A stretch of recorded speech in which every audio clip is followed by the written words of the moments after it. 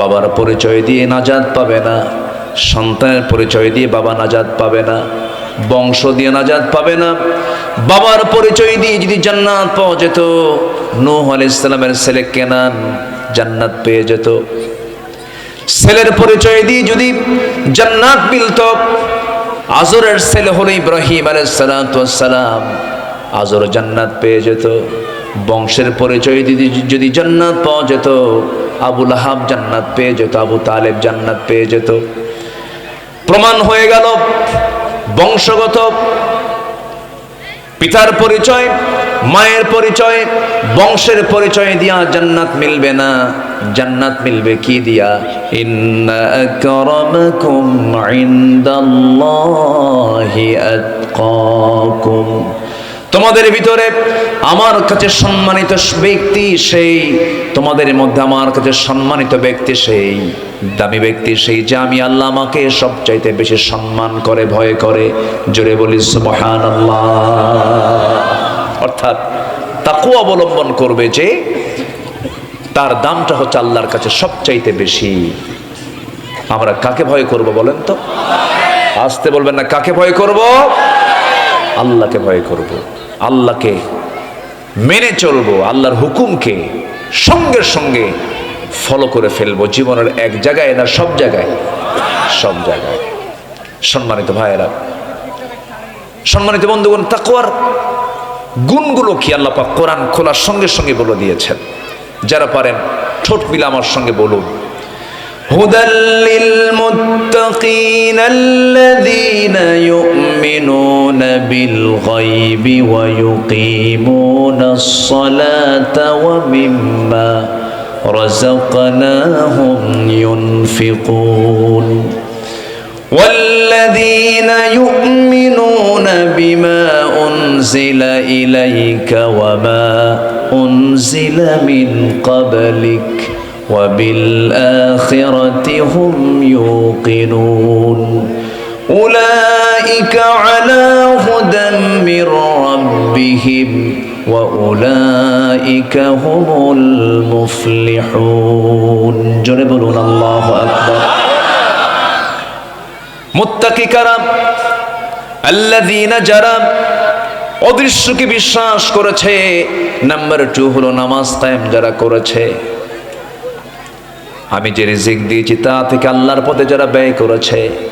Number 4 হলো আসমানি কিতাবকে যারা বিশ্বাস করে নিয়েছে। নাম্বার 5 হলো আখিরাতকে যারা বিশ্বাস করেছে। এই 5টা গুণ জীবনদের মধ্যে পরিপূর্ণ কমপ্লিট থেকে যাবে, সে হলো সফল কাম। আখিরাতে সে ব্যক্তি কামিয়াব হয়ে যাবে, আল্লাহর রহমতে সে ধন্য হয়ে যাবে। আমার বন্ধুগণ, তাকওয়া এমন একটা গুণের নাম, তাকওয়ার গুণ যে বান্দার মধ্যে অর্জিত হয়ে যাবে। ওয়া আম্মা মান খাফা মাকাম রাব্বিহি ওয়া নাহান নাফসা আনিল হাওয়া ফাইন্নাল জান্নাতা হিয়াল মাওয়া। জোরে বলুন আল্লাহু আকবার। যার দিলের মাকামে আল্লাহর ভয়টা ইস্তেকামাত হয়ে যাবে, তার ঠিকানা দুনিয়া নয়, তার ঠিকানা হয়ে যাবে জান্নাতে মাওয়া। জোরে বলি সুবহানাল্লাহ। আমার ভাইরা, তাকওয়া কাকে বলে? তাকওয়া মানে হলো বেঁচে থাকা, বিরত থাকা, সমস্ত হারাম কাজ থেকে বিরত থাকাকে তাকওয়া বলা হয়। আমার বন্ধুগণ, একজন সাহাবীর কথা মনে হলো, ইসলামের দ্বিতীয় খলিফা, আমার নবীর খুব প্রিয় সাহাবী, রসুলকে মারতে গিয়ে কালেমা পড়ে মুসলমান হয়ে গেছেন। তার নাম কি বলেন? তার নাম কি বলেন? ওমর। কয় নাম্বার খলিফা? বহুদিন আগে এক মাহফিলে বললাম, ওমরে ফারুককে চিনেন কে? সামনে থেকে ছোট্ট একটা বাচ্চা দাঁড়ায় বলে, হুজুর আমি চিনি। কে? আমাদের বাড়ির দোতলায় ভাড়া থাকে। বুঝলেন? আমাদের বাড়ির দোতলায় ভাড়া থাকে। এই ওমর সে ওমর না, এই ওমর হলো খাত্তাবের ছিল ওমর, যার ব্যাপারে রাসূল নিজে বলেছেন, যদি নবুয়তের সিলসিলা জারি থাকতো আমার পরে লাকানা ওমর, ওমর নবী হয়ে যেত। যদি বলি আল্লাহু আকবার। এই ওমর।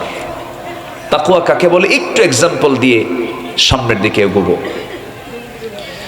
এরকম একটা বোতলে উনি মধু নিয়ে বাড়িতে আসলেন, রাষ্ট্রের মধু। কিসের মধু বলেন তো? রাষ্ট্রের। রাষ্ট্রের মধু নিয়ে বাড়িতে আসলেন। বাড়িতে আসার পরে বউটাকে ডাক দিয়ে বলেন, বউ আমার, আপনারা কি বলেন, স্ত্রী কন না বউ কন? কি কন?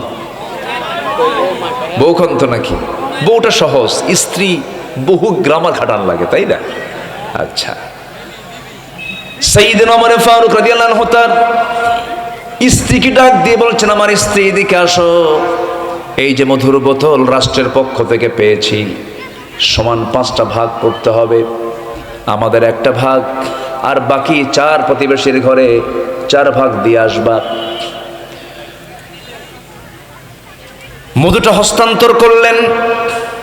কিছুক্ষণ পর হঠাৎ করে বলছেন, আমার স্ত্রী মনক্ষুণ্ণ হবে না, বোতলটা আমার হাতে দিয়ে, আমি তোমাকে ভাগ করতে দেব না। বলুন তো, কোনো স্বামী যদি তার স্ত্রীর সঙ্গে এমন আচরণ করে, কায়দা না বেকায়দা? সুবিধা না অসুবিধা বলেন? মুখ ভালো না মুখ কালো? মুখ কালো হয়ে যাবে। সাইয়েদনা ওমর ফারুক রাদিয়াল্লাহু তাআলা আনহু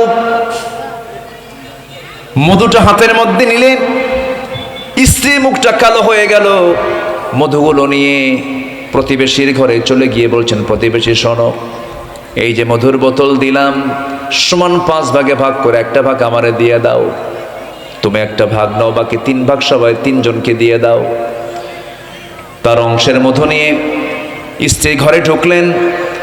ঘরের মধ্যে ঢুকি স্ত্রীকে সালাম দিয়ে বলছেন, আমার স্ত্রী, আল্লাহর কসম করে বলি, আমি তোমাকে সম্মান করি, আমি তোমাকে ট্রাস্ট করি, আমি রাষ্ট্র চালাই, তুমি আমার পরিবার চালাও, তুমি যদি হরতাল দিয়ে দাও আমার পরিবারে চালাতে পারবো না। আমি অনেক বড় খেদমত তুমি আমার করো, আমি তোমাকে সন্দেহ করি না, আমি তোমাকে ভালোবাসি। আমার স্ত্রী, এই যে মধুর বোতলটা আমি তোমাকে দিয়েছিলাম, এই মধুর বোতলটা দেওয়ার সঙ্গে সঙ্গেই মনে হলো মধু তো সমান ভাগই ভাগ করবে, কিন্তু মধু হলো তরল জিনিস।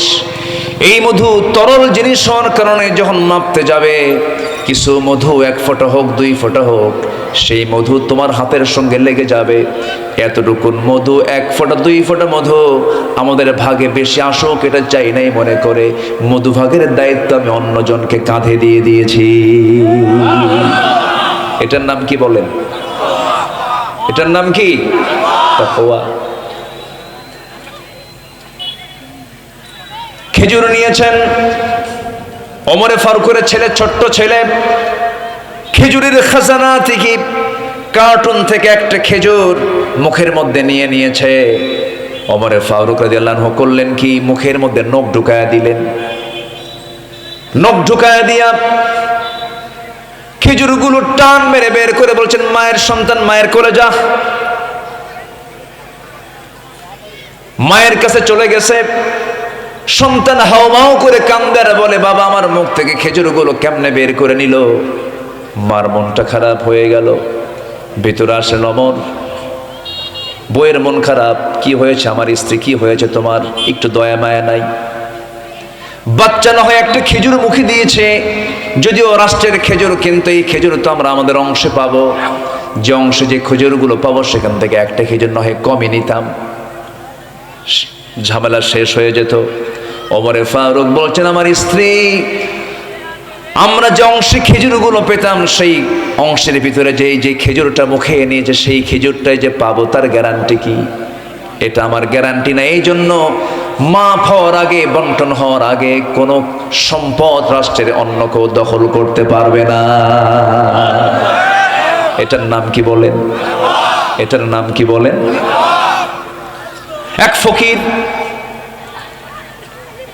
এক দিনহীন, টাকা নাই পয়সা নাই, গরিব একজন মানুষ, ফকির টাইপের মানুষ, সাইল টাইপের মানুষ, ওমরে ফারুকের দরবারে আসছে কিছু সাহায্য চাওয়ার জন্য। দরজায় নক করেছে।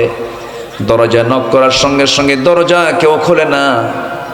ভিতরের হালতগুলো দেখে তিনি বের হয়ে চলে আসতেছেন, চলে যাচ্ছেন, কিছু জিজ্ঞাসা করলেন না। কিছুক্ষণ পর ওমরে ফারুক রাদিয়াল্লাহু তাআলা আনহু বাইরে বের হয়ে দাঁড়ালেন। দাঁড়িয়ে বলছেন, ও মহিলা, কিছুই না বলে চলে গেলে, ডাক দিলে কিছুই তো বললে না, কি চাও তুমি বলো? সেই ফকিরটা বলতেছে, আমিরুল মুমিনিন, সাহায্যের জন্য আসছিলাম আপনার কাছে, এসে দেখি আমি যত ফকির তার চাইতে আপনি বড় ফকির। সুবহানাল্লাহ বলবেন না? এটার নাম কি বলেন? তাকওয়া। সব সাহাবী একরকম ছিলেন না। তার প্রসঙ্গ যখন চলে এলো বলে ফেলি। কোন কোন সাহাবী টিপটপ পোশাক পরতেন। আমার নবীজিও অনেক সময় তিনি বিভিন্ন পোশাক পরেছেন, ডোরা কাটা সাদা কালো জাতীয় কাপড় পরেছেন, বারনুস পরেছেন, লেবাস পরেছেন। কিন্তু ওমর ফারুকের জীবনটা এমন জীবন ছিল, কোনো দিন উন্নত জীবন তিনি গ্রহণ করতে পারেন নাই। যেদিন থেকে তিনি দিনটা গ্রহণ করেছেন, জুব্বা পরেছেন, জুব্বার পেছনে ছেঁড়া, কেউ তাকে বলার সাহস পায় না। কাকে দিয়ে বলবি? ধমক খাবে। গোটা দুনিয়া থেকে কূটনীতিকরা মদিনায় আসে, কেমন করে ছেঁড়া পোশাক পরে তাদের সামনে গিয়ে বসেন ওমরে ফারুক। সবাই প্রশ্ন করতে নাই, কিন্তু তার সামনে কেউ বলার সাহস পায় না। দুজন আমার নবীর স্ত্রী উম্মাহাতুল মুমিনিন ওমরে ফারুক রাদিয়াল্লাহু তাআলা আনহু এবং কি বলে দুজন স্ত্রী হাফসা রাদিয়াল্লাহু তাআলা আনহা এবং আম্মা জান আয়েশা সিদ্দিকা রাদিয়াল্লাহু তাআলা আনহা, এই দুইজন আমিরুল মুমিনিনকে লক্ষ্য করে বলছেন, খলিফাতুল মুসলিমিন, একটু উন্নত জীবন গ্রহণ করা দরকার। গোটা দুনিয়া থেকে কূটনীতিকরা আপনার কাছে আসে, আপনার কাছে এসে বিভিন্ন বিষয়ে প্রশ্ন করে। আপনার পোশাক যদি অনুন্নত হয়, এটা কেমন হয়? এটা বেমানান হয়ে যায়। ওমরে ফারুক খেপে গেলেন, রেগে গেলেন, প্রচন্ড খেপে গিয়ে রেগে গিয়ে বলছেন তার মেয়েকে, হাফসা, তুমি কি সেই দিনের কথা ভুলে গেছো নাকি? সেই রাত্রে কথা ভুলে গেছো নাকি? যে রাত্রে বিশ্বনবীজি নিজের গায়ের চাদর বিছানার চাদর না পায়া নিজের জুব্বাটাকে চাদর বানায়া গোটা রাত তাতেই কাটিয়ে দিয়েছেন। আয়েশা, তুমি কি সেই রাতের কথা ভুলে গেছো যে রাত্রে নবীজির বিছানা নরম করে দেবার জন্য তাহাজ্জুদ নামাজটা তার কাজা হয়ে গিয়েছিল, তিনি আফসোস করেছিলেন। আমার নবী যদি তার বিশ্বনবীর আসন থেকে যদি এমন সিম্পল জীবন গ্রহণ করতে পারেন, ওরে আয়েশা, ওরে আমার মেয়ে, রাসূল যদি এমন সিম্পল জীবন গ্রহণ করতে পারেন, আমি ওমর, আমি কেন সিম্পল জীবন গ্রহণ করব না? আল্লাহর কসম করে বলি, আমি ওমর আমার পোশাক আর চেহারা দেখে ভয় পায় না, তারা আমাকে ভয় পায় হলো আমার ভিতরের তাকওয়া দেখে। সুবহানাল্লাহ।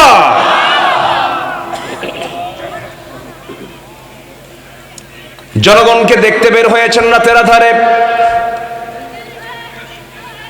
গভীর নিশি, চতুর্দিকে শুনশান নীরবতা, কেউ জেগে নাই। ওমরে ফারুক রাদিয়াল্লাহু তাআলা আনহু রাতের বেলা তিনি একাকী দুজনকে সঙ্গে করে নিয়ে মোট তিনজন রওনা দিয়েছেন। প্রত্যন্ত অঞ্চলে চলে গেছেন। একজন বুড়িমা ছোট্ট একটা ঘরের মধ্যে থাকে, দরজায় নক করলেন, দরজা খুলে গেল। প্রশ্ন করলেন, মা কেমন আছেন? ভালো, তবে খুব ভালো না। আলহামদুলিল্লাহ ভালো আছে, তবে খুব ভালো না। কেন? এই পর্যন্ত শুনেছ ওমরে ফারুক নাকি আমিরুল মুমিনিন খলিফাতুল মুসলিমিন, আজ পর্যন্ত আমার কোনো খোঁজ খবরের জন্য একটা লোক একদিন পাঠালো না, আমার কি অবস্থা কোনো হালত জানলো না। কার সামনে কয়? তিনি সামনে জড়সড় হয়ে বলছেন, মা এত দূর কি আসা যায় নাকি? খুব দূরের পথ, কেমনে আসা যায়? রাতের বেলা যখন তিনি বের হতেন, খালি পায়ে বের হতেন, কারণ জুতা পায়ে হাঁটলে পরে জুতার আঘাতে পাথর আছে রাস্তায়, পাথর আর জুতা যদি লাগে খটখট খটখট আওয়াজ হবে। গভীর রাত্রে নাগরিকের ঘুমের ব্যাঘাত হয়ে যাবে, কিয়ামতের দিন তার জবাবদিহি করতে হবে। এজন্য কষ্ট করে হলো ওমরে ফারুক রাতের বেলা খালি পায়ে ঘুরে বেড়াতেন। এটার নাম কি বলেন? তাকওয়া। ওই মহিলা বলছেন, একটা দিন আমাকে দেখতে আসলো না, আমার খোঁজ খবর নিল না। সঙ্গে সঙ্গে ওমরে ফারুক বলছেন, ও বুড়িমা, এত দূর কি পথ পাড়ি দিয়ে এখানে আসা যায়? খুব কঠিন ব্যাপার। এবারে বুড়িমা জবাব দিচ্ছে, তাহলে এত বড় দায়িত্ব নেওয়ার কি দরকার ছিল ওমরের? কি কথা কি বুঝতেছেন আপনারা? ওমরে ফারুক কান্নাকাটি শুরু করে দিয়েছেন, আরে বুড়ি তো আমাকে ধরে ফেলছে, আমাকে বুড়ি অ্যাটাক করে ফেলেছে, আক্রমণ করে ফেলেছে, আমি কিভাবে এটাকে ফেস করব? এবার নিজের পরিচয় গোপন করে বলছে, বুড়িমা ওমর তো দারুণ ভুল করে ফেলেছে, এখন এটার সমাধান কি?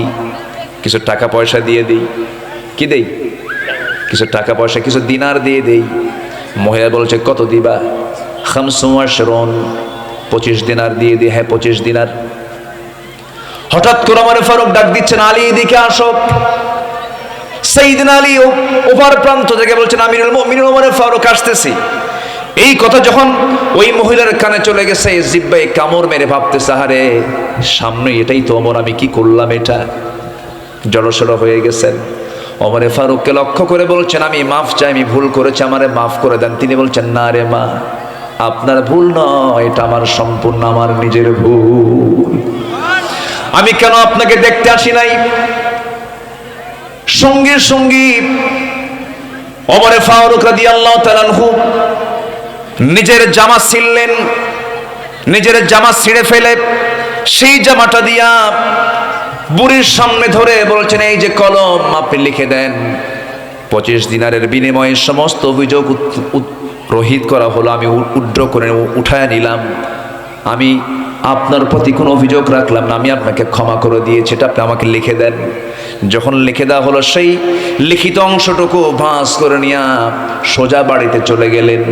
পরিবারকে জানান দিলেন, শোনো, আমি ওমর যেদিন মরে যাব সেই দিন তোমরা আমার কাফনের সাথে তোমরা এই চিঠিটা সংযোগ করে দিবা। কিয়ামতের দিন আল্লাহকে বলবো, আমার জনগণ আমার বিরুদ্ধে কোনো অভিযোগ দেয় নাই, আমার বিরুদ্ধে সাক্ষ্য দিয়েছে, আমার কোনো দোষ নাই, এই যে তারা চিঠি।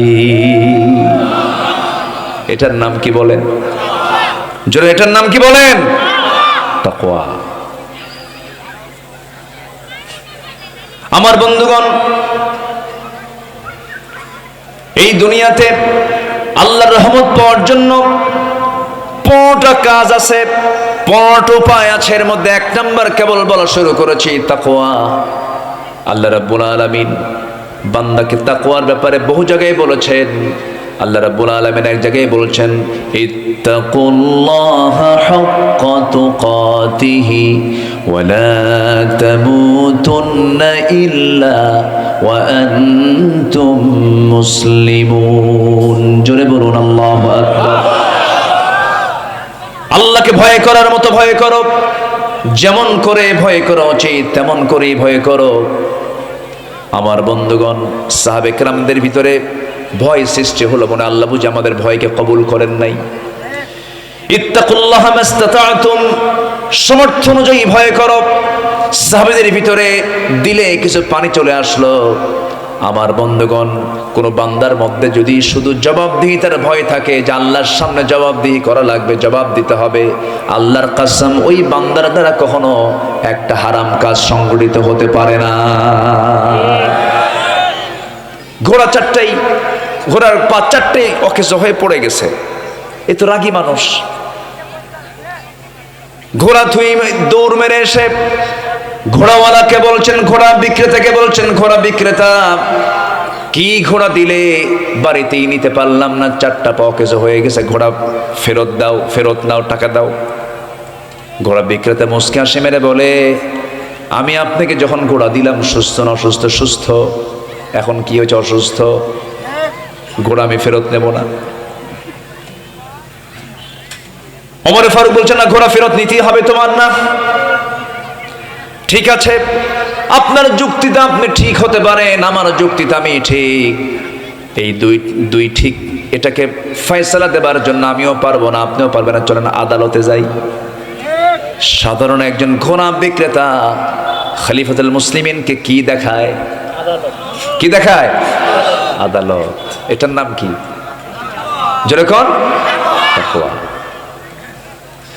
ওমর ফারুক রাদিয়াল্লাহু তাআলা আনহু মুস্কি একখান হাসি মেরে বললেন, ঠিক আছে চলো ঘোড়াওয়ালা, কোনো তো উপায় নাই, আদালতে চলো। আদালতে গেলেন। আদালতে বসে থাকা বিচারপতি ওমর ফারুক রাদিয়াল্লাহু আনহুকে দেখা মাত্রই চেয়ার থেকে দাঁড়ায়া আমিরুল মুমিনিন আপনি কেন আদালতে এসেছেন, আদালতের শরণাপন্ন হয়েছেন, কি হয়েছে বলুন? তিনি বলছেন, শোনো বিচারপতি, আমি এখানে এসেছি বিচার নিয়ে, আমার বিরুদ্ধে বাদী হয়ে মামলা করতে আসছে এই ঘোড়াওয়ালা, ঘোড়া বিক্রেতা। বললাম যে এই অবস্থার সমস্ত ঘটনা তিনি খুলে বললেন।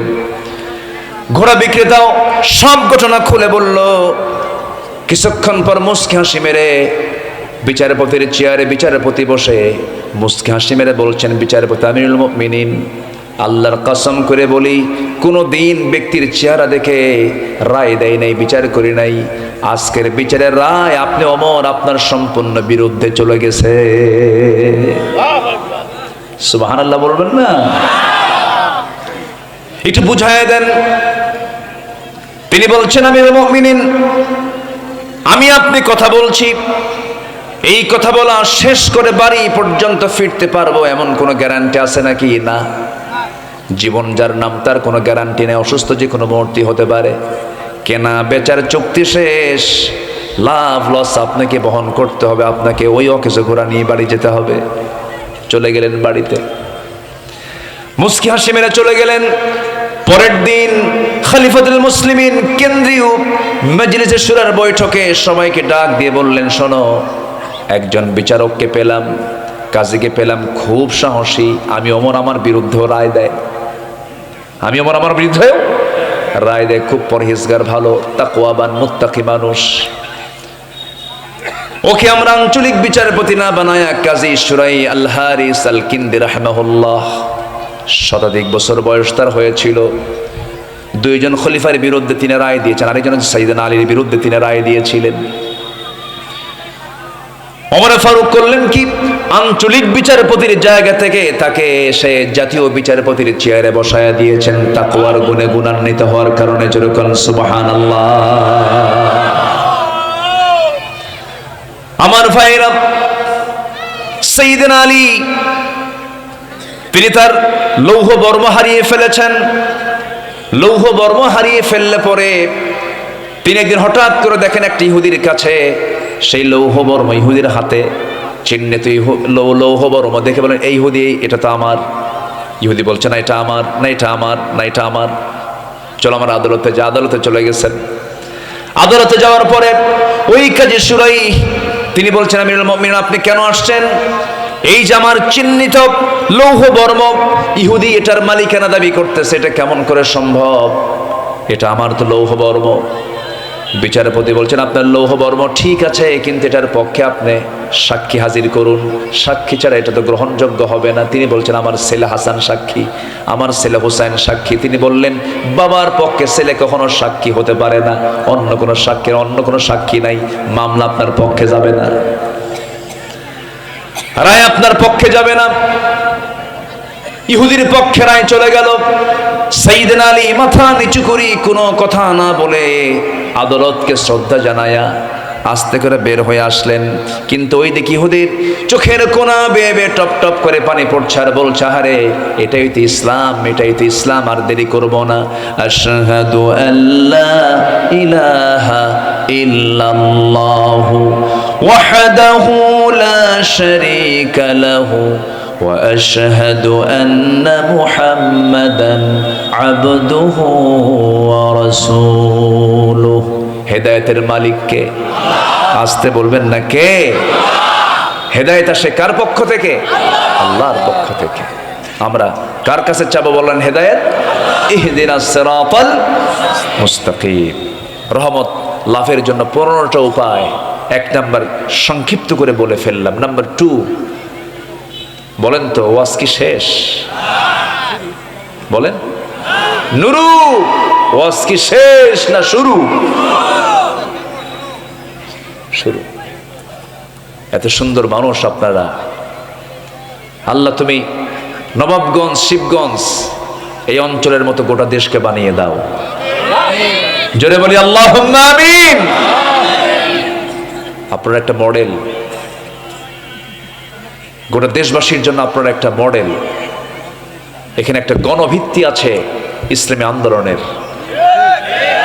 নুরুল ইসলাম বুলবুল চেনেন তো নাকি? মানুষ ছোট, ঝাল বেশি। এত বড় বড় মরিচ 3 কেজিতেও যে ঝাল, আর যে মরিচটা উল্টা, কিছু আছে না উল্টা মরিচ, একটাতেই ব্রেন পর্যন্ত বোঝে যে খাইছি একটা জিনিস।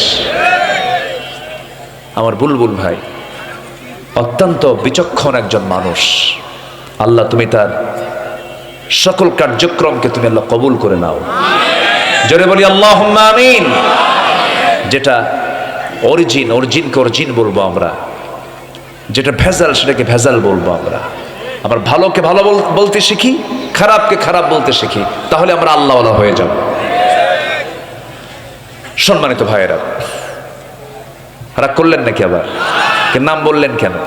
এটা নিয়ে আবার কোনো কথা হবে না তো? কথা হলেও কোনো যায় আসে না।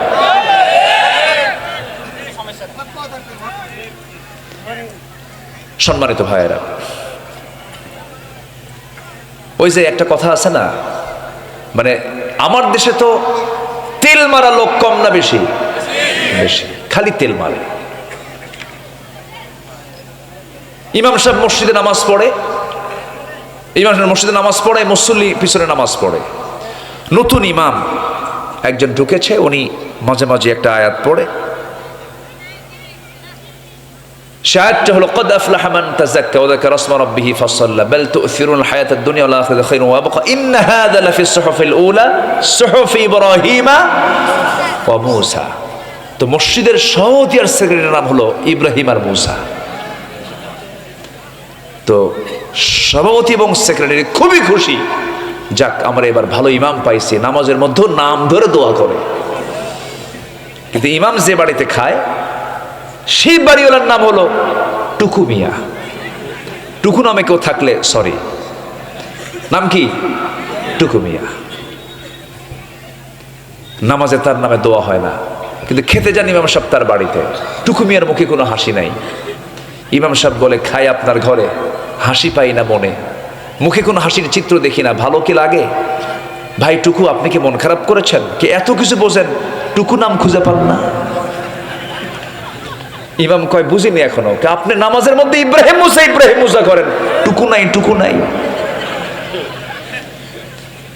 নামাজে দাঁড়াইছে, বাল তুসিরুনাল হায়াতাদ দুনিয়া ওয়াল আখিরাতু খায়রুন ওয়া আবকা ইন্ন হাযা লাফিস সুহুফিল উলা সুহুফ ইব্রাহিম ওয়া মুসা ওয়া টুকু।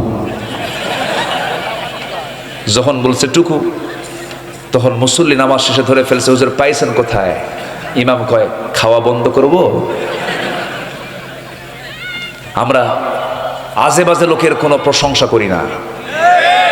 আমরা যা বলি জেনে শুনে জাস্টিফাই করার পর কথা বলি আমরা।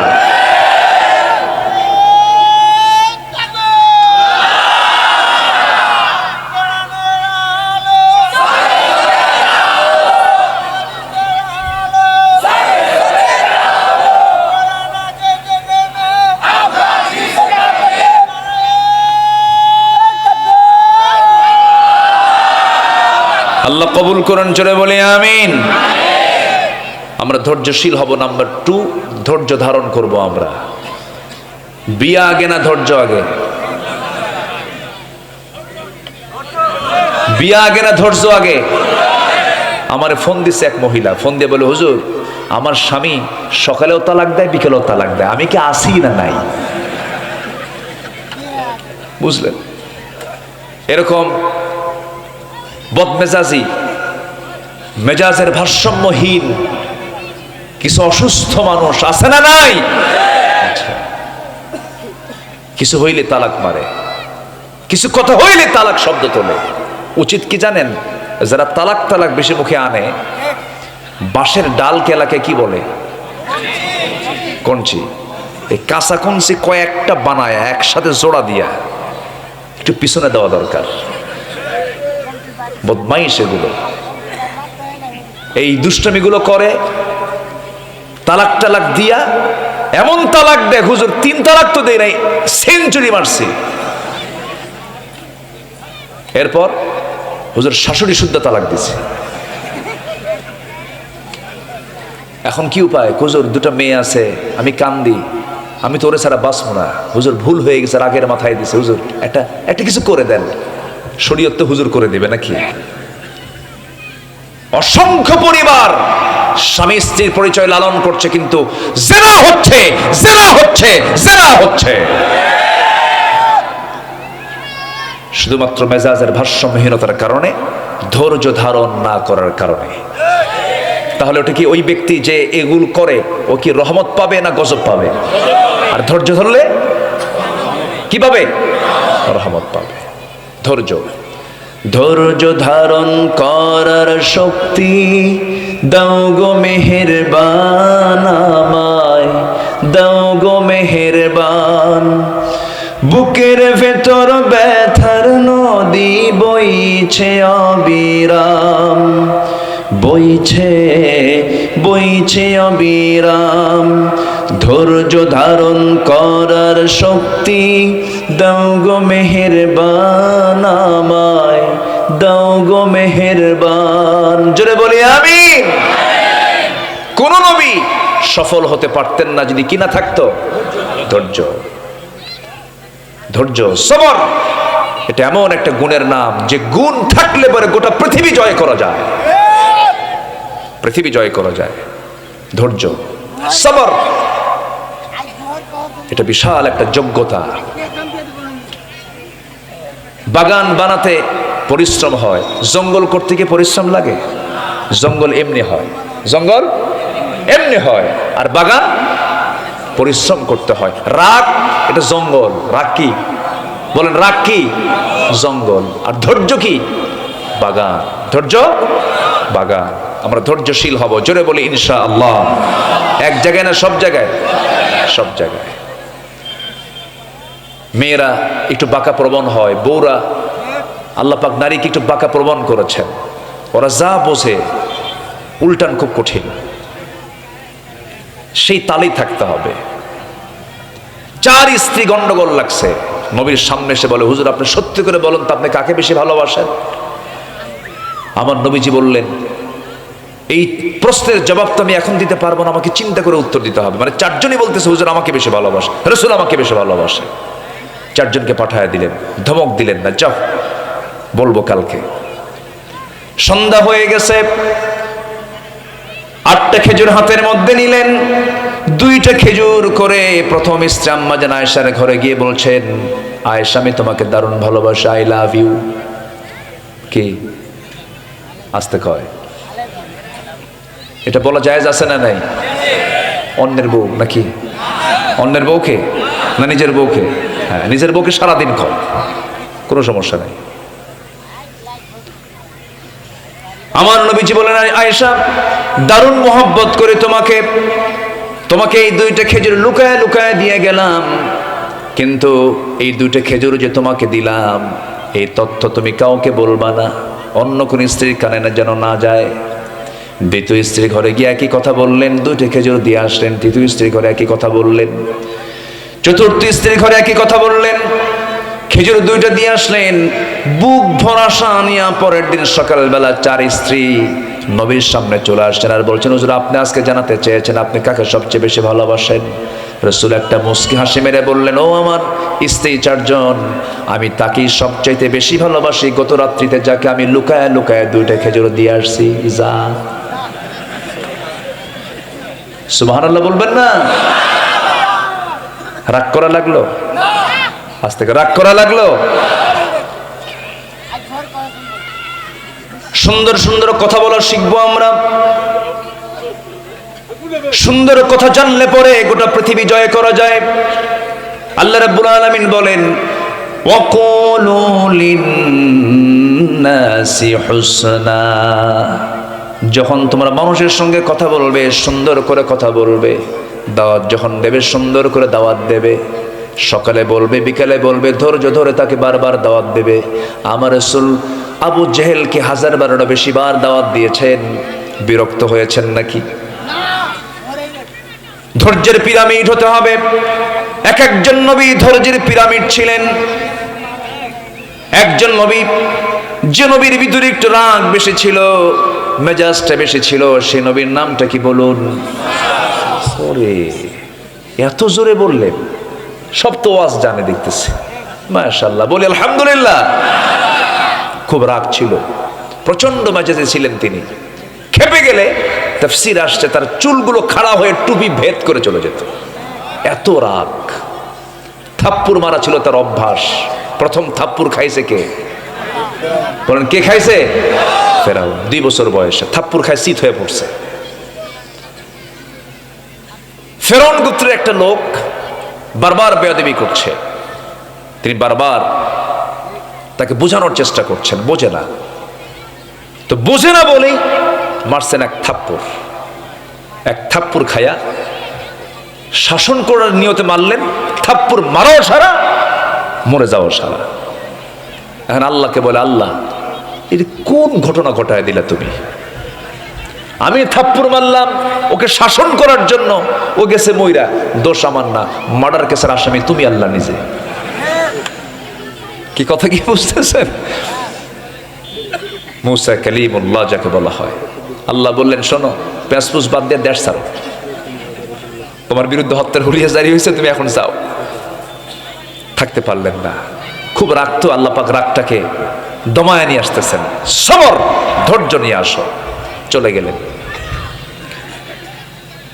ওই দেশ ছাড়লেন, মাদিয়ান চলে গেলেন, কূপের ধারে দাঁড়ালেন, কূপ থেকে পানি পান করলেন। এরপর দেখতে পেলেন 2জন মহিলা বালতি নিয়ে দাঁড়ায় আছে। বলতেছেন, মা ফি মুশকিলা, কোনো প্রবলেম নাকি? হ্যাঁ, কি প্রবলেম? পানি তুলে নিয়ে যাও কূপ থেকে। পারবো না আমরা। কেন? ঢাকনা টান দিতে বহু লোক লাগে।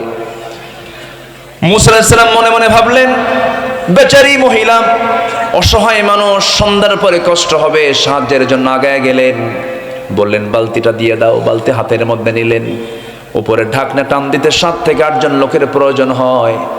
বাম হাতে ধরলেন, ফিকা মারলেন, সিটকে পড়ে গেল। 2 মহিলা কাঁপে আর কয়, মানুষ অন্য কিছু। নবীদের গায়ের শক্তি কম না বেশি? হাদিস আসছে, আল্লাহ পাক আমার নবীর দেহের মধ্যে জান্নাতে 100 জন পুরুষের চাইতেও বেশি শক্তি দান করেছেন। যেরকম সুবহানাল্লাহ।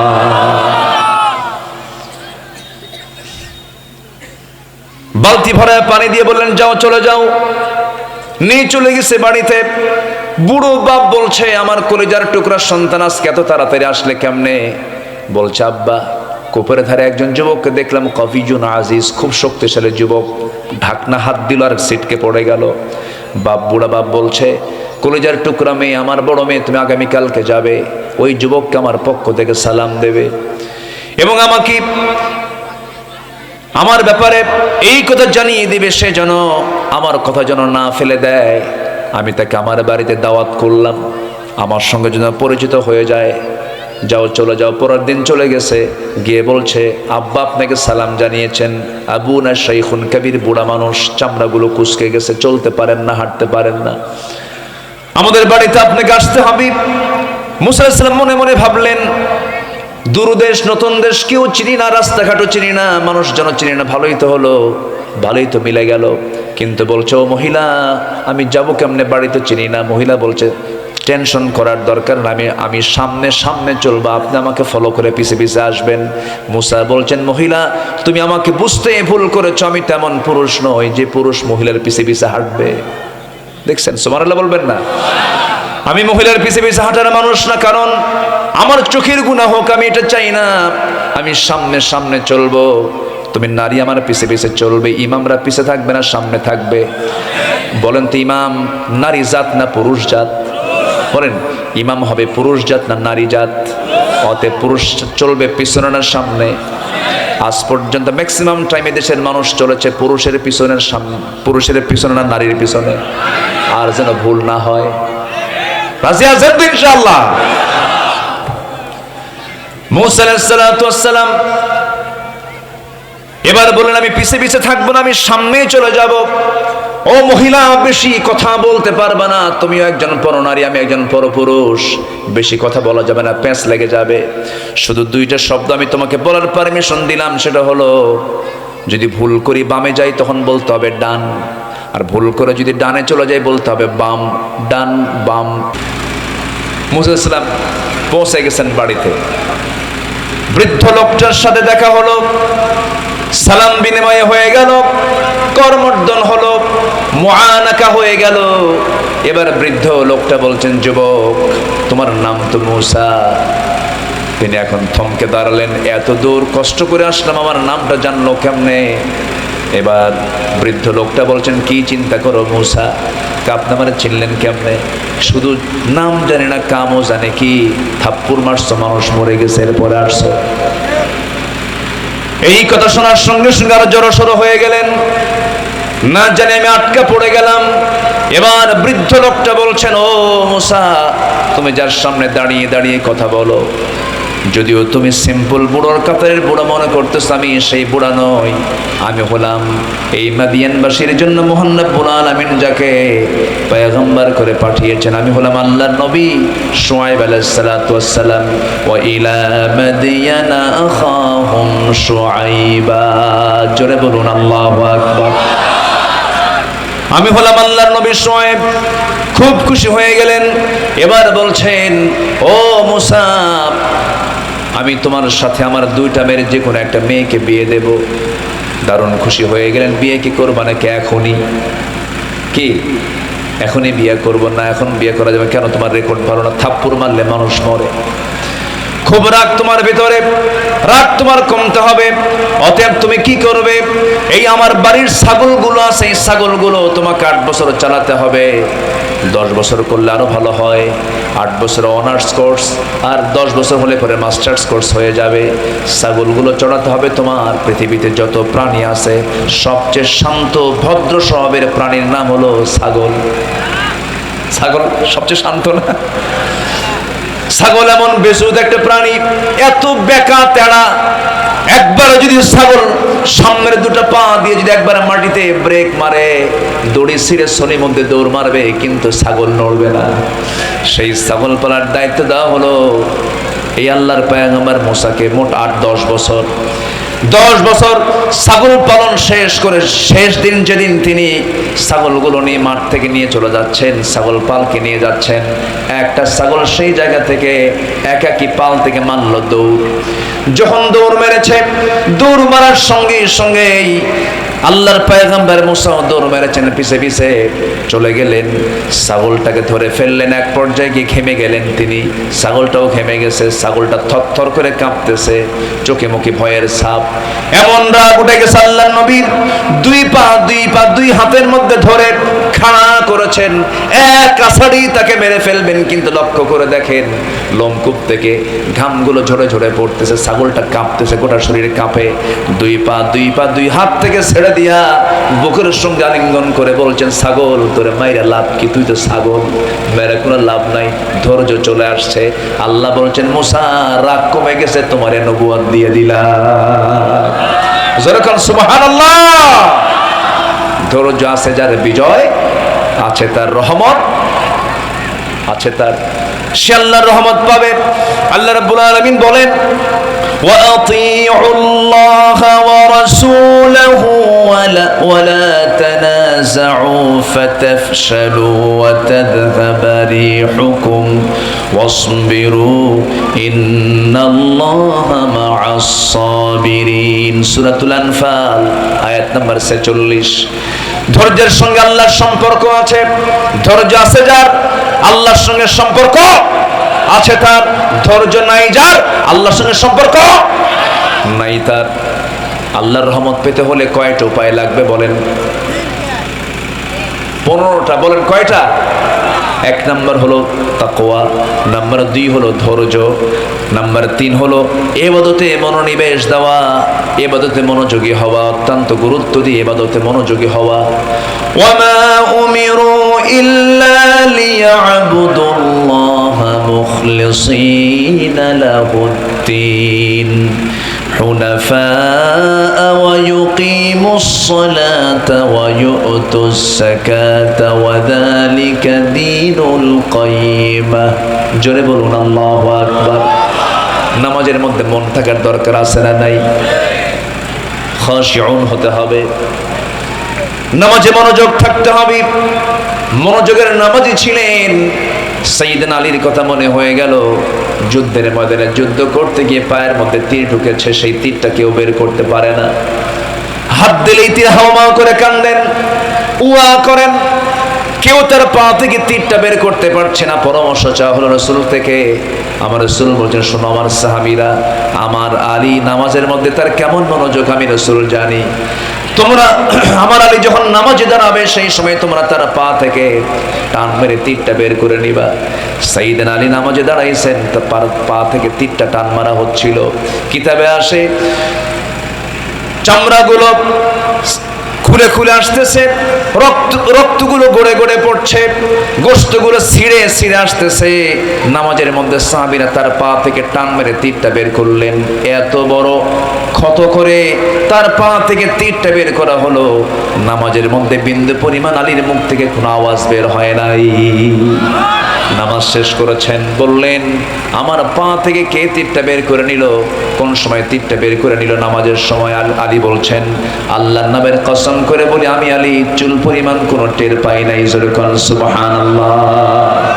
মনোযোগ, মনোনিবেশ দেওয়া, ইখলাস নিয়ে আসা ভিতরে। যা করব আমি কার জন্য বলেন? আসতে বলবেন না, কার জন্য করব? আল্লাহর জন্য করব। নাম্বার 4 হলো আল্লাহর সন্তুষ্টির জন্য দান যারা করবে, আল্লাহ তাদেরকে রহমতে ধন্য করবেন। মাযাল্লাযী ইউকরিদুল্লাহু কারদান হাসানান ফায়ুদাঈফুহু লাহু আদআফান কাসীরা ওয়াল্লাহু ইয়াকবিদু ওয়া ইয়াবসুতু ওয়া ইলাইহি তুরজাউন। জোরে বলুন আল্লাহু আকবার, আরো জোরে আল্লাহু আকবার। আল্লাহর পথে আমরা দান করব, আল্লাহ আমাকে আপনাকে মহা পুরস্কারে পুরস্কৃত করবেন। আল্লাহ আমাকে আপনাকে ডাবল ডাবল দিয়ে দিবেন। আল্লাহ আমাকে যা দিবেন তার সমকক্ষ পৃথিবীর কেউ দিতে পারবে নাকি? আসতে বলবেন না, পারবে নাকি? পারবে না। অতএব দান করব কার পথে? আসতে বলবেন না, কার পথে?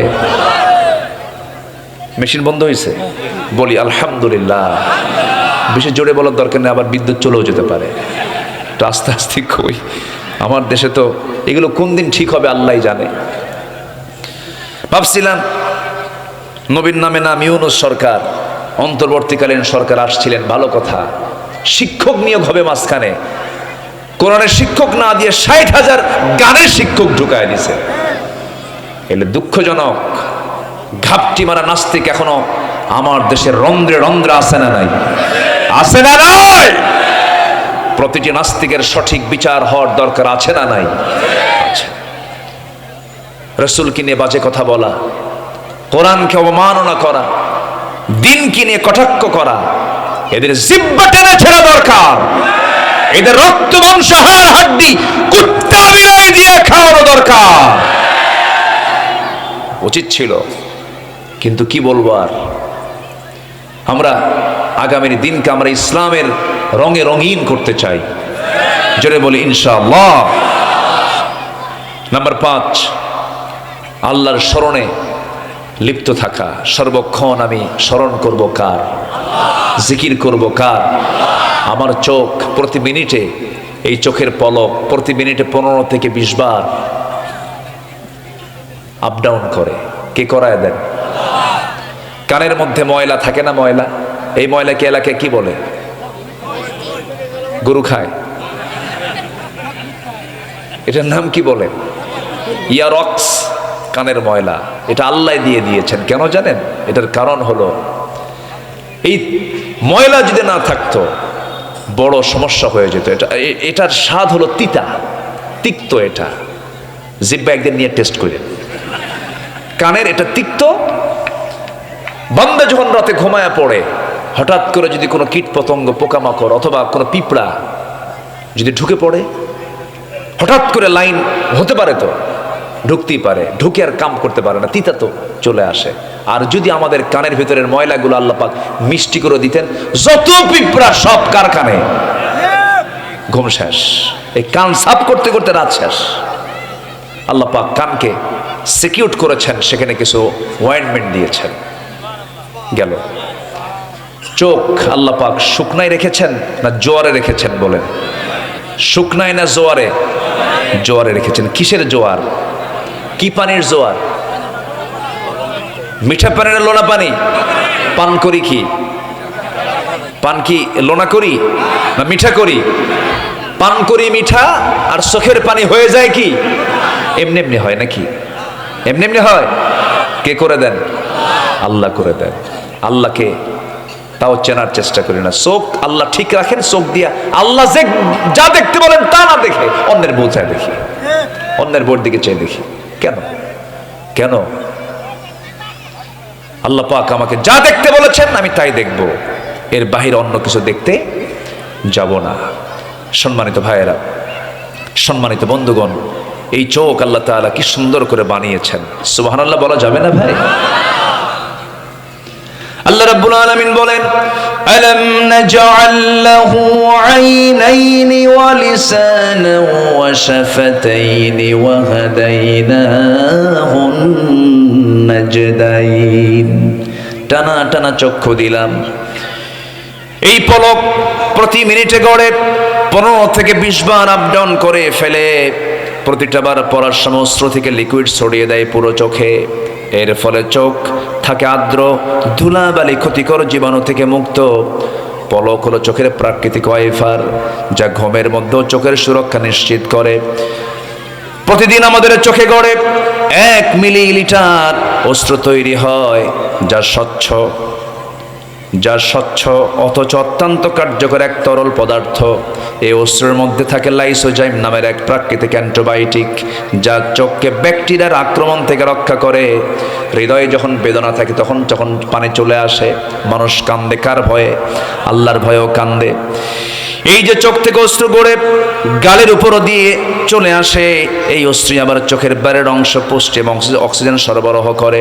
কারণ চোখের কর্নিয়াতে রক্তনালী থাকে না, তাই চোখের জল চোখকে রক্ষা করে শুকিয়ে যাওয়া ক্ষয় ব্যাকটেরিয়াল সংক্রমণ থেকে। জোরে বলি আল্লাহু আকবার, আরো জোরে বলি আল্লাহু আকবার।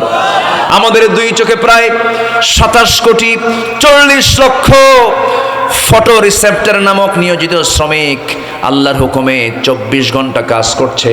সুবহানাল্লাহ বলা যাবে না? এই চোখটা কে সার্ভিস দিচ্ছেন? কে সার্ভিস দিচ্ছেন বলেন? আল্লাহ।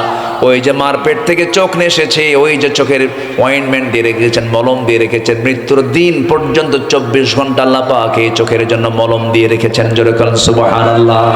সকালবেলা তার প্রমাণ হল, সকালবেলা দুই চোখের কোনায় কি অংশ থাকে? কালার কি? কালার কি? কালার কি? সাদা। এটা হচ্ছে অয়েন্টমেন্ট, মলম। আল্লাহু আকবার। জিহ্বা দিয়েছেন, ওয়ালিসানা ওয়া শাফাতাইন। জিহ্বা দিয়েছেন, তাতে রেখেছেন লালা। লালার কোনো স্বাদ নাই, লালার কোনো স্বাদ নাই, স্বাদহীন করেছেন। যদি স্বাদ থাকতো তাহলে কোনো খাবারের স্বাদ থাকতো না। লালার কোনো স্বাদ নাই। মানুষ যখন ঘুমিয়ে পড়ে সেই সময় বুঝি জিহ্বা শুকনা হয়ে যায় নাকি? জিহ্বারও ভেজা হয়। এত লালা, সব লালাগুলো বালিশ দিয়ে ভিজা শেষ। কি ঠিক কিনা বলে? আল্লাহ কি রহমান, কি রহিম। আল্লাহ আমাকে দেখেন, দয়া করেন, প্রত্যেকটা সেকেন্ড আমাকে ভাবেন, আমাকে নিয়ে চিন্তা করেন। অতএব ফাযকুরুনি আযকুরকুম ওয়াশকুরুলি ওয়ালা তাকফুরুন। তাহলে স্মরণ করলে পরে রহমত দিবেন কে বলেন? আল্লাহ রহমত দিবেন। নাম্বার 6 হলো তওবা করা, ক্ষমা প্রার্থনা করা। তুবু ইলাল্লাহি আইয়ুহাল মুমিনুনা লাআল্লাকুম তুরহামুন। তুবু ইলাল্লাহি তাওবাতান নাসুহা। জোরে বলুন আল্লাহু আকবার। আল্লাহর কাছে আমরা তওবা করব, সময় কম। পয়েন্টগুলো আক্ষরিকভাবে একটু বলে দিচ্ছি।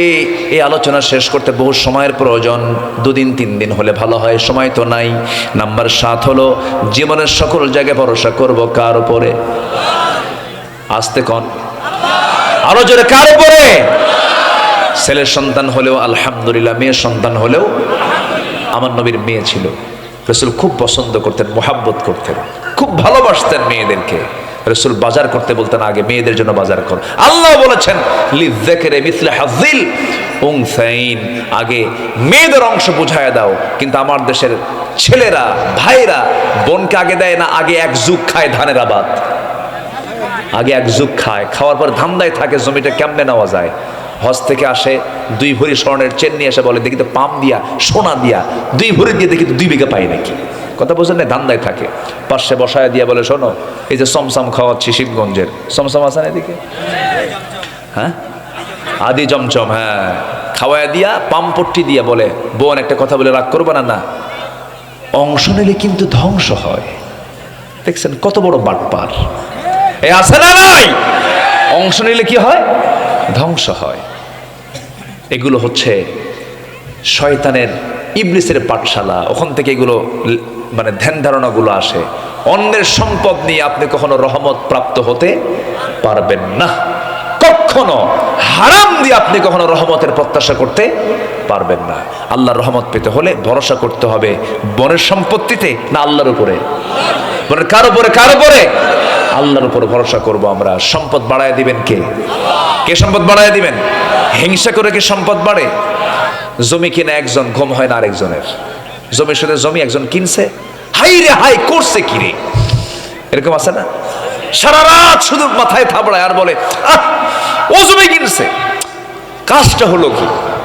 এই যে ওর ভিতরে যে অস্থির চিত্ততা কাজ করছে, এটা কি ভালো লক্ষণ? বলেন ভালো লক্ষণ? এটা কি উদারতা না হিংসা? হিংসা। ইমানের জায়গায় হিংসার কোনো স্থান নাই। ইমানের জায়গায় হিংসা স্থান পেতে পারে না। আমরা চিত্তকে প্রশস্ত করব, হৃদয়কে আমরা প্রশস্ত করব আকাশের মতো। মাফ করতে শিখবো, আল্লাহ আমাকে মাফ করে দিবেন। আলহামদুলিল্লাহ বলেন। এই 16 বছর যারা শাসন করেছিল তাদের মধ্যে কি ক্ষমার নীতি ছিল না প্রতিশোধের নীতি ছিল? ক্ষমা না প্রতিশোধ? প্রতিশোধ। ওরা প্রতিশোধ নিয়ে ছাড়ছে, অনেক ভাইকে শহীদ করেছে, তারা পরাজিত হননি। তিলে তিলে জেলখানায় রেখে বিভিন্নভাবে টেকনিক করে, কৌশল করে তাদের কটু চক্রান্তের মধ্য দিয়ে শহীদ করা হয়েছে। তারা নাজাত পেয়েছেন, তারা প্রতিহিংসার শিকার হয়েছেন, তারা নিজের জীবনকে ধন্য করে ইসলামকে বিজয়ী করার জন্য হাসতে হাসতে ফাঁসির মঞ্চ পর্যন্ত চলে গেছেন। ঠিক কিনা? তারা ঠিকই বিজয়ী হয়েছেন। কিন্তু আপনারা যারা হিংসা করলেন, প্রতিশোধ নিলেন, টিকতে পারলেন না, মামু বাড়ি যেতেই হলো। আসতে কোন কেন? মামু বাড়ি যেতেই হলো। দিল্লি আপনাকে বাঁচাবে না, আমেরিকা বাঁচাবে না, রাশিয়া বাঁচাবে না, বিশ্বের কোনো পরাশক্তি আপনাকে বাঁচাবে না। বাঁচাবেন একমাত্র, কেবলমাত্র, শুধুমাত্র তিনি কে? আসতে বলবেন না তিনি কে? আল্লাহ তাআলা। আল্লাহর উপরে ভরসা করব আমরা। ফাইদা আযামতা ফাতাওয়াক্কাল আলাল্লাহ ইন্নাল্লাহা ইউহিব্বুল মুতাওয়াক্কিলিন। জোরে বলুন আল্লাহু আকবার। যখন তোমরা কোনো জটিলতায় পড়ে যাবে, আমি আল্লাহ আমার উপরে ভরসা করবে, আমি আল্লাহ তোমাদেরকে সাহায্য করব। আমি মুতাওয়াক্কিলদেরকে খুব ভালোবাসি। নাম্বার 8 হলো পবিত্রতা অর্জন করা।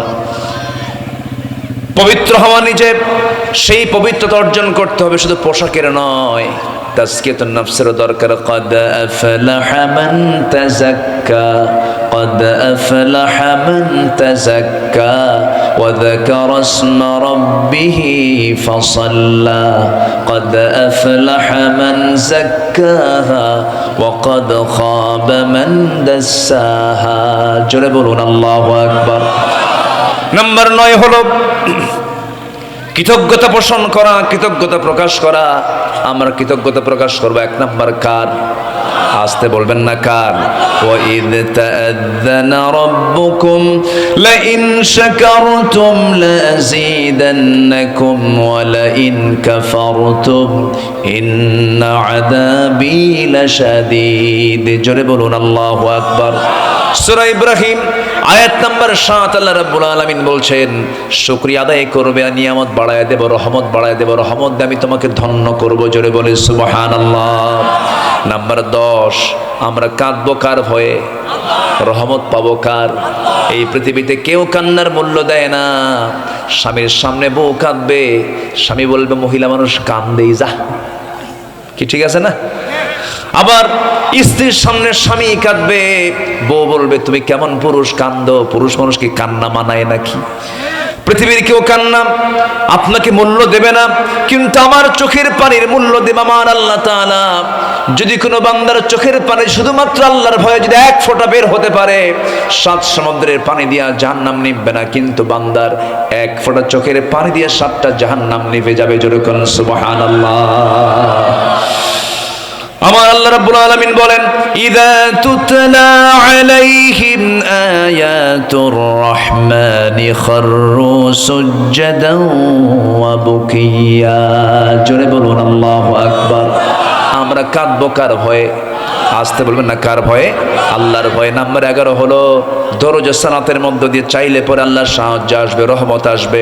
ওয়াস্তাঈনু বিস-সাবরি ওয়াস-সালাহ ইন্নাল্লাহা মা'আস-সাবিরিন।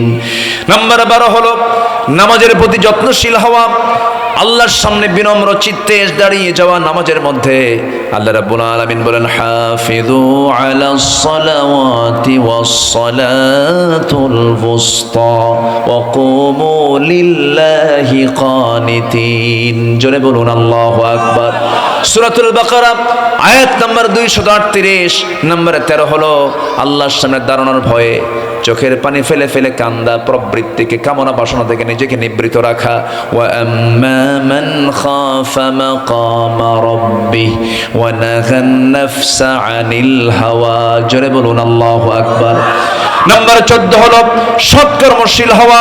ওয়ালা তুফসিদু ফিল আরদি বা'দা ইসলাহিহা ওয়াদউহু খাওফান ওয়া তামাআন ইন্না রাহমাতাল্লাহি করিবুম মিনাল মুহসিনিন। জোরে বলুন আল্লাহু আকবার।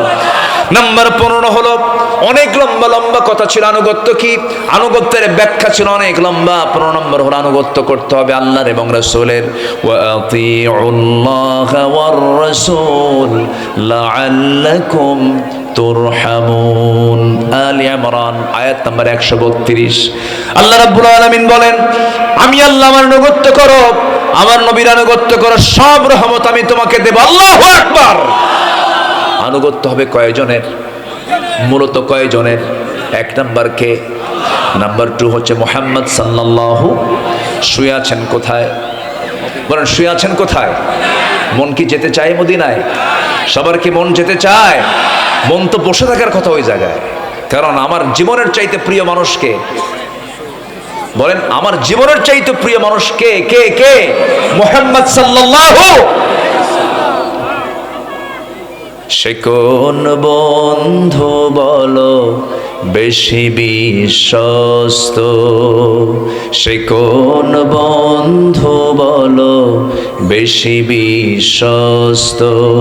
কার কাছে সব কথা বলা যায়? কার কাছে সব কথা বলা যায়? হওয়া যায় বেশি আশ্বস্ত, তার নাম আহমদ বড় বিশ্বস্ত। আহমদ বড় বিশ্বস্ত। বলি সাল্লাল্লাহু আলাইহি ওয়াসাল্লাম। কোথায় শুয়ে আছেন তিনি? মদিনায়। আমি এই তো সম্প্রতি গিয়েছিলাম। আমার ছোট্ট মেয়ে 2 বছরের, বড় মেয়ে তো আছে, সবাই গেছি। ছোট্ট মেয়েটাকে সেদিন কোলে নিয়ে বলছে, আব্বু কোথায় যাবো, চলো এক্ষুনি আল্লাহর ঘর থেকে ঘুরে আসি। ও ভাবছে মনে হয় ওই পাড়া, মানে দেশে আসছি তো, দেশে আসার পরে ছোট্ট মেয়েকে বলছে, আব্বু তুমি কোথায় যাবা বলো তো, চলো আমরা আল্লাহর ঘরে যাই। মনে হয় কালো, আল্লাহর ঘর দেখতে কেমন কালো, এতটুকু ওর মুখস্থ। সম্মানিত ভাইয়েরা, পৃথিবীর বহু জায়গায় মানুষ ঘুরতে যায়, আমরা ঘুরতে যাব কার ঘর দেখতে? মানে কার ঘর দেখতে? আমার প্রথম সফর হবে কার ঘরে যাওয়ার জন্য? আমার প্রথম জিয়ারা হবে কার কবর জিয়ারা করার জন্য? আমার নবীর কবর জিয়ারা করার জন্য। এটা উচিত, মেন্টালি প্রিপারেশন থাকা উচিত। আল্লাহ আমার এবার কেন যেন আমার আল্লাহ তাআলা একটা সহজ একটা ব্যবস্থা করে দিয়েছিলেন। আমি মদিনায় রাত 3টার দিকে, রাউদাতুম মিন রিয়াদিল জান্নাহ মা বাইনা বাইতি ওয়া মিনবারি রাউদাতুম মিন রিয়াদিল জান্নাহ। আমি ভিতরে ঢুকবো, অনলাইন করে ঢুকতে হয়, চাপ থাকে, 10 মিনিটে বেশি থাকা যায় না। তো ভিতরে ঢুকে এক কোণায় বসে আছি।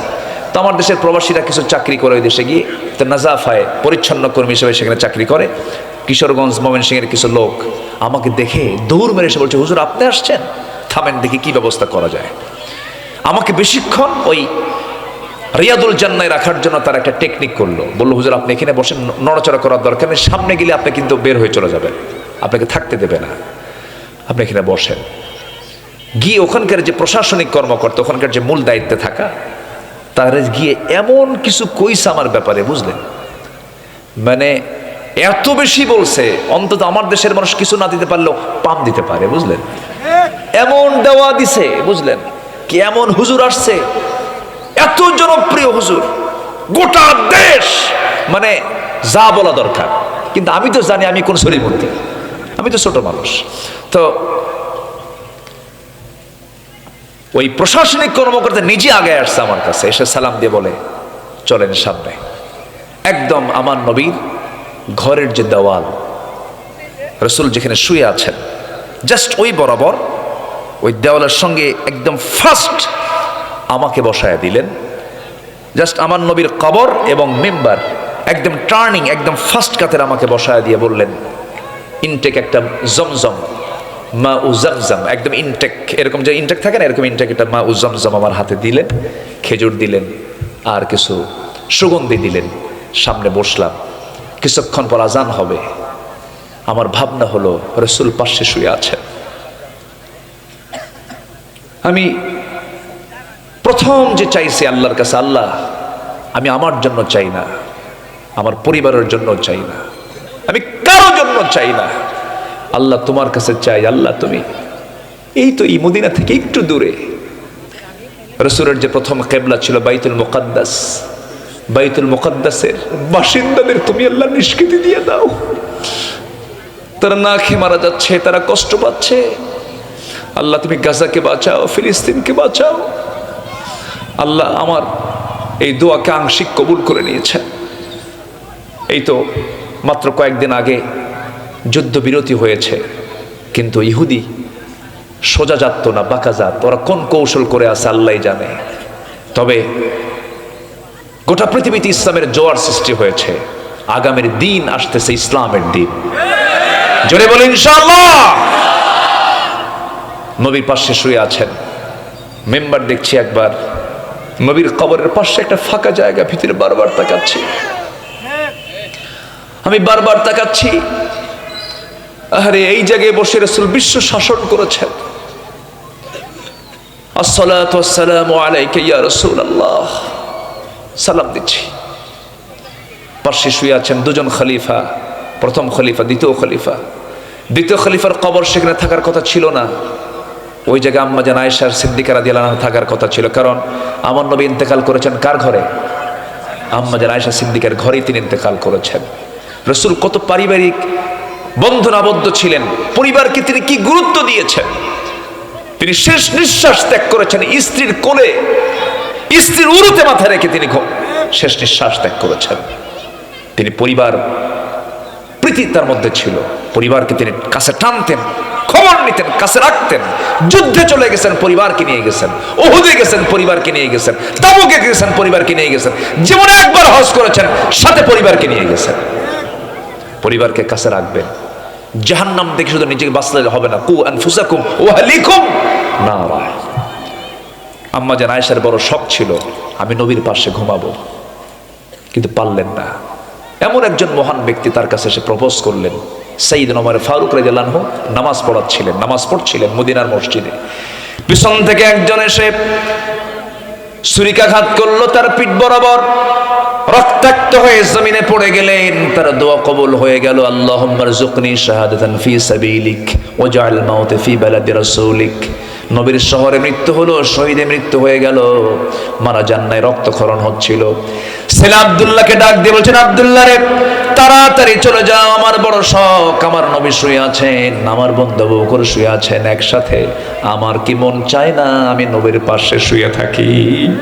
কিন্তু জায়গা তো আয়েশা, আয়েশা যদি না দেয় আমি যাবো কেমনে? দেখো তো আমার সালামটা দিয়ে একটু চেষ্টা করে দেখি।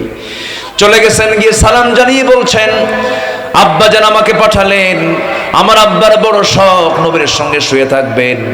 জান্নাতুল বাকিতে তিনি যেতে চাচ্ছেন না, বাকি গোরস্থানে তিনি যেতে চাচ্ছেন না। একটু আপনি যদি ব্যবস্থা করতেন। আম্মা যেন আয়েশার চোখের পানি চলে এলো, কাঁদতে কাঁদতে বলছেন, আহারে এত বড় মহান ব্যক্তি খলিফাতুল মুসলিমিন আমার কাছে প্রস্তাব পাঠায় দিল, যার ব্যাপারে রাসূল বলেছেন আমার পরে যদি নবুয়তের সিলসিলা জারি থাকতো আমার ওমর নবী হয়ে যেত, লাকানা ওমর। কোনো কথা নাই, সম্মতি দিয়ে দিলেন, বললেন আমার জায়গা আমি ওমরে দিয়ে দিলাম।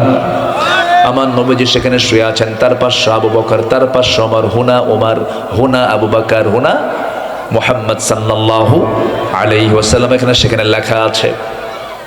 আমার বন্ধুগণ, আমার নবীজি দুনিয়া থেকে যখন বিদায় নেবেন, ওই ঘরে ওই স্মৃতিচারণগুলো করছিলাম। আম্মা জান আয়েশার আমি ইতিহাসের দিকে চলে গেলাম, স্মৃতিপটের দিকে চলে গেলাম। নবীজি যেদিন মারা যাবেন, আমার নবীজি উরুতে মাথা রেখে তিনি আরাম ফরমাচ্ছিলেন। প্রচণ্ড মাথা ব্যথা হওয়া সুন্নাহ, প্রচণ্ড জ্বর হওয়া সুন্নাহ।